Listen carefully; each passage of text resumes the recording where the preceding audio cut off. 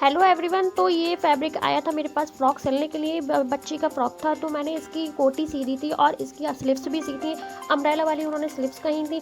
अब इसके नीचे का घेरा जो रह गया था उसमें कपड़ा कम पड़ रहा था, तो इसका ट्राउज़र कुछ अलग और इसके जो फ्रॉक कोटी का फैब्रिक है उन दोनों को मैच करके ही इसका घेरा बनाया जाए। वैसे तो उन्होंने सिंपल वाला गहरा कहा था, लेकिन फिर मैंने इसका बॉक्स वाली प्लेट्स का गहरा बनाया और उसके लिए मैंने इसका फैब्रिक लिया और ट्राउज़र वाला फैब्रिक लिया था जो बचा हुआ था।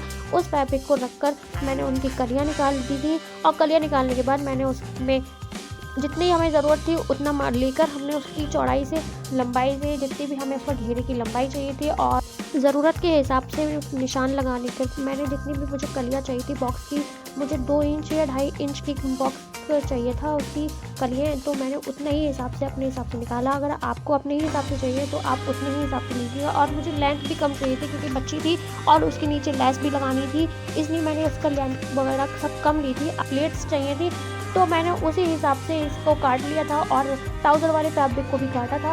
उसके बाद हमने इन दोनों को मर्ज करके इसे सी दिया था और बॉक्स वाली प्लेट डालकर मैंने फ्रॉक तैयार कर दी थी और नीचे लेस लगा दी थी। और वैसे उन्हें पसंद भी आई थी, लेकिन फिर भी डर लगा रहता है कि हम अलग तरीके से कर रहे हैं और उनकी कस्टमर की डिमांड अलग तरीके से है। और इन दोनों चीज़ों का मैंने 90 चार्ज किया था। क्या आपको भी कभी ऐसी प्रॉब्लम हुई है कि गहरा कप पड़ जाए और उसमें कपड़ा भी ना मिले? तो मेरे साथ तो हुआ था और इसको सोचते सोचते मुझे पूरे 2 दिन लग गए थे कि मैं इसमें अब क्या कर सकती हूँ।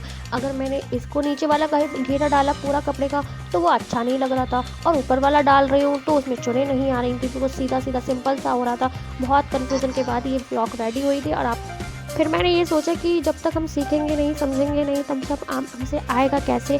तो बहुत सारी मुश्किलों के बाद ही हम आगे निकल पाएंगे, और मुश्किलें तो आती जाती रहती हैं, बस उनका सामना करना हमारी हिम्मत से ज़्यादा होना चाहिए। कभी आपकी लाइफ में भी ऐसा दिन आए कि आप बहुत ज़्यादा परेशान हो, बहुत ज़्यादा कंफ्यूज हो, तो हिम्मत मत हारिएगा, बस ऊपर वाले पर यकीन रखिए और आगे बढ़ जाइए।